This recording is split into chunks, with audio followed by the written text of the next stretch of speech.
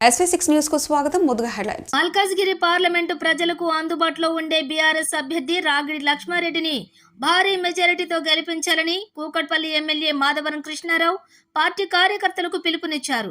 Old Boinapalli division ముఖ్య కార్యకర్తల సమావేశాన్ని స్థానిక కార్పొరేటర్ ముద్దం నరసింహ యాదవ్ అధ్యక్షతన జరిగింది. ఈ సందర్భంగా మల్కాజ్గిరి పార్లమెంట్లో బీఆర్ఎస్ గెలుపు ఆవశ్యకతను కార్యకర్తలకు MLA Madhavaram Krishnarao, Malkajgiri parliament BRS అభ్యర్థి రాగిడి లక్ష్మారెడ్డి వివరించారు. ఎమ్మెల్యే మాధవరం కృష్ణారెడ్డి మాట్లాడుతూ అసెంబ్లీ ఎన్నికల్లో కాంగ్రెస్ ఇచ్చిన హామీల కోసం పోరాటం చేస్తానని ఆయన ప్రకటించారు. పార్లమెంటులో రాగిడి లక్ష్మారెడ్డి, అసెంబ్లీలో తాను కొట్లాడతామని స్పష్టం చేశారు. రాగిడి లక్ష్మారెడ్డి మాట్లాడుతూ మల్కాజ్గిరి పార్లమెంటు ప్రజలకు ఎల్లప్పుడూ అందుబాటులో ఉంటానని హామీ ఇచ్చారు.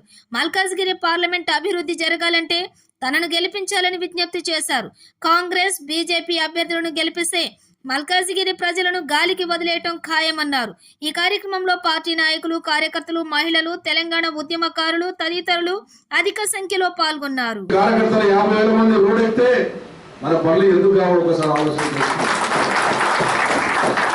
భయపడాల్సిన అవసరం లేదు. మనం అందరం కూడా మనకు ఇచ్చినటువంటి ఏదైతే వాళ్ళు ప్రజలకు ఇచ్చినటువంటి 6 గ్యారెంటీలు చెప్పారో 6 గ్యారెంటీలు కూడా ఖచ్చితంగా మన కాన్ఫరెన్స్కి రావాలి. 97,000 మంది కూడా అప్లికేషన్ పెట్టుకున్నారు. 97,000 మంది రేషన్ కార్డ్స్ ఉన్నాయి మన కాన్ఫరెన్స్ లో. 97,000 మందికి ఆ రోజున వైట్ రేషన్ కార్డు ఉన్న వాళ్ళందరూ కూడా ఇంటింటికి 2,500 రూపాయలు ఇస్తామన్నారు. గ్యాస్ కనెక్షన్ ఇస్తామన్నారు. అదేవిధంగా బస్సు అంటే ఫ్రీ అన్నారు. ఆ బస్సులో ఫ్రీ నడుస్తూనే ఉంది. సరే అది ఏ రకంగా జరుగుతూ ఉన్నది, ఏ రకంగా ఉన్నారనేటువంటి మీరు చూస్తూ ఉన్నారు. దాని నుంచి మనం బాగా పోం కాబట్టి మీకు కూడా టైం 4 నెలలు అయింది కాబట్టి ఇంకా టైం మీకు ఇస్తాం. వచ్చాడు ఆయనకు మన పార్లమెంట్కి సంబంధం లేదు. ఆయన హుజరాబాద్ లీడరు. అక్కడ ఆయన ఓడగొడితే ఆయన ఇక్కడ వచ్చి ప్రతి ఒక్కరు ఏమనుకుంటారో మనం గుర్తుంచుకోవాలి మిత్రులారా. ప్రతి ఒక్కరికి ఓడిపోయిన వాళ్ళకి ఎవరైతే ఓడిపోయిన వాళ్ళు ఉంటారో వాళ్ళకు అడ్డలాగా అయిపోయింది మన మల్కాజ్గిరి పార్లమెంట్.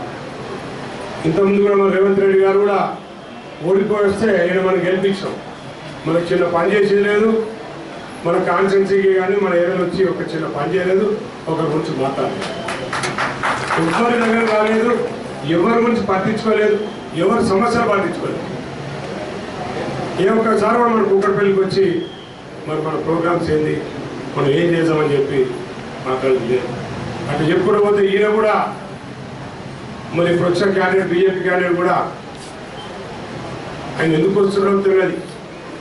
ఆయన హుజరాబాద్లో ఉండాలి. మరి ఖాళీ అయింది, ఖాళీ ఉందని చెప్పి మల్కాజ్గిరికి వస్తున్నాడు. మీరు గుర్తుపట్టాలి. మరి మీ అందరికీ తెలుసు ఇక్కడైతే మహిళా సోదరులు ఉన్నారు చాలామంది. మైనార్టీ మహిళా సోదరులకైతే చాలామంది తెలుసు.